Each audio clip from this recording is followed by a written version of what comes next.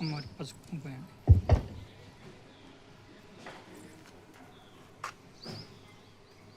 పువ్వులు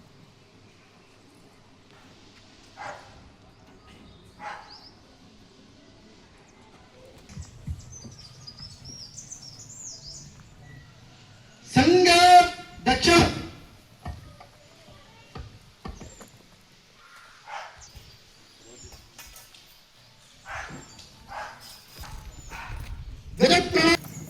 ఏకాత్మక సూత్రం.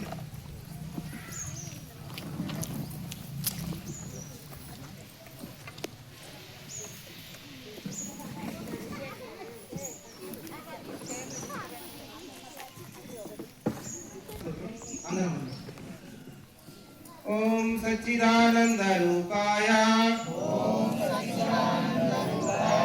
నమోస్తు పరమాత్మనే విశ్వమాంగళ్యమూర్తయే ప్రకృతి పంచభూతాని సదా కుర్వంతు మంగళం రత్నాకరాధౌతపదాం హిమాలయ కిరీటిని బ్రహ్మరాజర్షి రత్నాఢ్యాం మలయస్సయ్యో దేవతాత్మా హిమాలయ గంగా సరస్వతి సింధూర్ ఇంద్రప్రస్థం సోమనాథః తదామృతసరప్రియం చతుర్వేదః పురాణాని జైనాగమా శ్రీపిటక గురుగ్రంథః సదాంగిరః ఏషా జానకీ సతీ ద్రౌపదీ కన్నకీ గార్గి మీరా దుర్గావతీ తథా లక్ష్మీ హల్యా చెన్నమ్మ రుద్రమాంబా సువిక్రమా నివేదిత శారదా చ ప్రణమ్య మాతృదేవత. భారత్ మాతా కీ జై. నిజం అదే నిజం, ఒకటే దేశం మనది నిజం నిజం, ఒకటే జాతి మనది అదే నిజం అదే నిజం. వర్ణములేమైనా మరి కులములెన్ని ఉన్నా, వనంలోని చెట్లు మనం వసుదైక కుటుంబకం. ఒకటే దేశం మనది నిజం నిజం, ఒక్కటే జాతి మనది అదే నిజం అదే నిజం. భరతుడు పరిపాలించిన భారతదేశం మనది, తరతరాల వారసత్వ సంపద మనకున్నది. చేయి చాచి యాచించే అవసరమేమున్నది, అంతకన్నా హీనమైన బ్రతుకింకేమున్నది.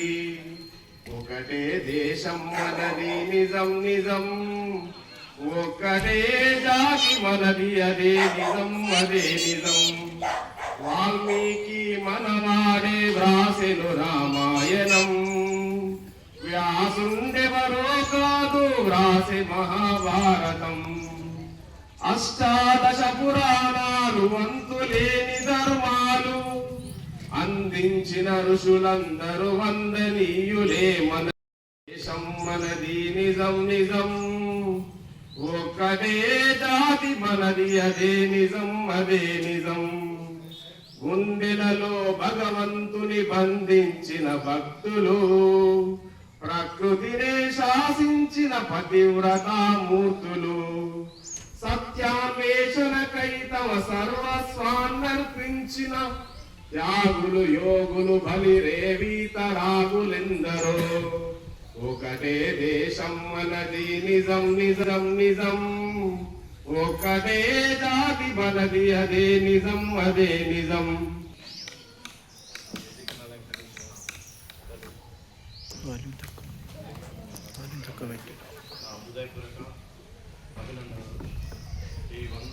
ఇప్పుడు జరుగుతున్న ఈ 100వ స్వయం సేవక సంఘం యొక్క 100వ ఉత్సవాలు జరుగుతున్నాయి.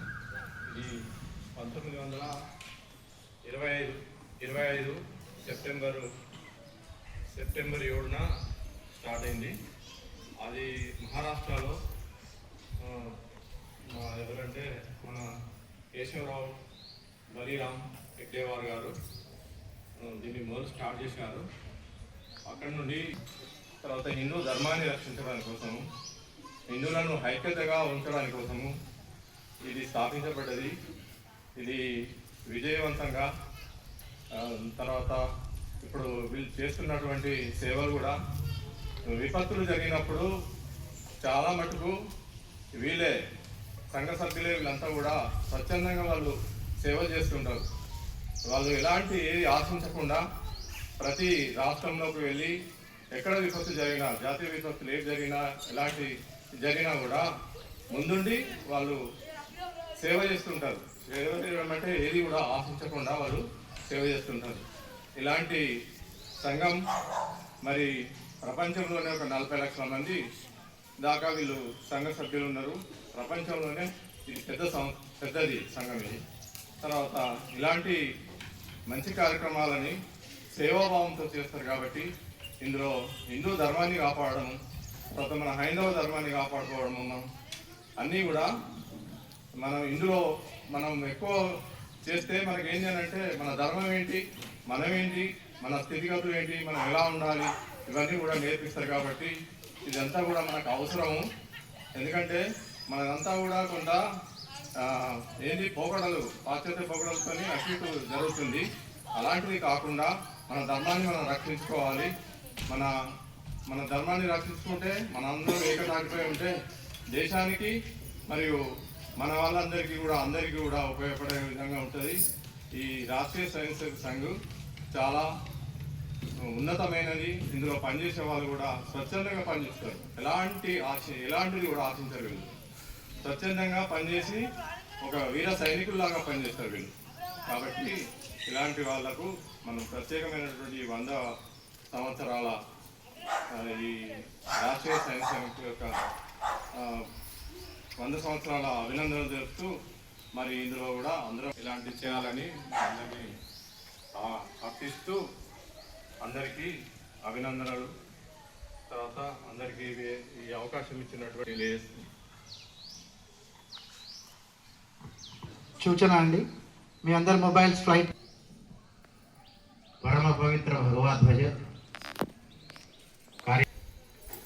ఇందాక ముఖ్య అతిథి గారు చెప్పారు, రాష్ట్రీయ స్వయం సేవక సంఘం ప్రారంభమయ్యి 100 సంవత్సరాలు పూర్తయిన సందర్భంగా ఈ కార్యక్రమంలో మనం కూర్చున్నాం. నిన్న విజయదశమి కార్యక్రమం చేసుకున్నాము. సరిగ్గా 100 ఏళ్ల క్రితం 1925 సంవత్సరంలో మహారాష్ట్రలోని నాగపూర్లో ఒక 10-15 మంది చిన్న పిల్లలతో, 13, 14, 15 సంవత్సరాల వయస్సు కలిగిన పిల్లలతో డాక్టర్ కేశవరావు బలీరామ్ పంత్ హెడ్గేవార్ అనే అతను ఈ రాష్ట్రీయ స్వయం సేవక సంఘ శాఖను మొట్టమొదటిసారిగా ప్రారంభం చేశారు. ఆనాడు ఈ ధ్వజాన్ని రాష్ట్రీయ స్వయం సేవక సంఘ యొక్క ధ్వజముగా చేసుకోలేదు. ఇందాక మీ ముందు చెప్పినటువంటి శ్లోకాలేవీ లేవు. దీని చివరిలో పాడేటటువంటి ప్రార్థన లేదు. కేవలము ఒక మైదానంలో ఇలాంటి ప్లేస్లో కలిసి కూర్చుని 1 గంట సేపు ఆటలాడుకునేటటువంటి కార్యక్రమాన్ని ప్రారంభం చేసినప్పుడు వాళ్ళందరూ కూడా పెద్దవాళ్ళు వీళ్ళను వెక్కిరించేవాళ్ళు. ఆహా, ఈ చిన్నపిల్లల్ని పట్టుకొని ఈ దేశాన్ని ఉద్ధరిస్తావా అని ఎగతాళి చేసేవారు. ఎవరైనా ఒక మంచి కార్యం చేసేటప్పుడు సాధారణంగా అన్ఎక్స్పెక్టెడ్ విషయాలు కనుక వచ్చినప్పుడు మనం కూడా నవ్వుతాం, హేళన చేస్తాం, వీడితో ఈ పని అవుతుందా అని అంటూ ఉంటాం. కానీ ఆ పని వాళ్ళు సవ్యంగా సఫలంగా చేసి చూపించిన తర్వాత నవ్విన వాళ్ళు బుక్కున వేలు వేసుకోవడం సర్వసాధారణంగా జరుగుతుంది. సంఘం విషయంలో కూడా అదే జరిగింది. 1925లో ప్రారంభమైనటువంటి రాష్ట్రీయ స్వయం సేవక సంఘ్ 15 సంవత్సరాలు మాత్రమే ఇందాక చెప్పిన కేశవరావు బళీరాం పంత్ హెడ్గేవార్ ఈ సంఘాన్ని నడిపారు. 1940లో వారు కాలం చేయడంతో ఆనాటికి శాఖల్లో చాలా చురుకుగా ఉండే జ్యేష్ఠ కార్యకర్తల్లో ప్రథముడుగా ఉన్నటువంటి శ్రీ గురూజీ మాధవ సదాశివ గోల్వల్కర్ అంటారు. కాశీ హిందూ విశ్వవిద్యాలయంలో పనిచేస్తున్నటువంటి ప్రొఫెసర్ వారు డాక్టర్ హెడ్గేవార్ జీ యొక్క బాధ్యతల్ని స్వీకరించి రాష్ట్రీయ స్వయం సేవక సంఘ్ యొక్క ద్వితీయ సర్సంఘ చాలకుగా బాధ్యత తీసుకున్నారు.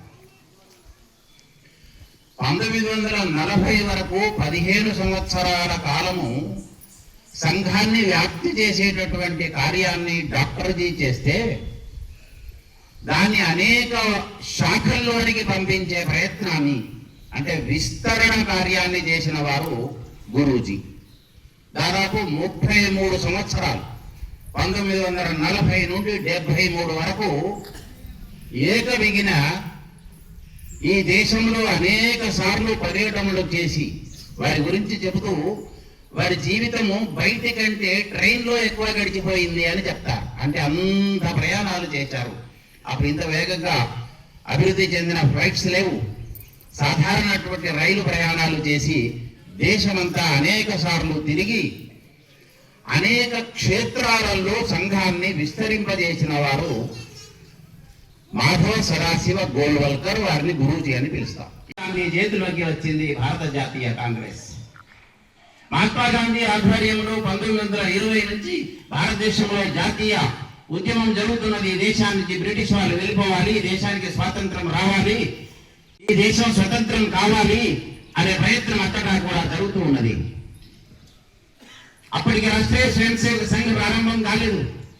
డాక్టర్ జీ పేరైతే మనం చెప్తూ ఉంటామో ఆ డాక్టర్ జీ కూడా అందులో కలిసి పనిచేస్తూ ఉన్నారు. జైలుకు కూడా వెళ్ళారు.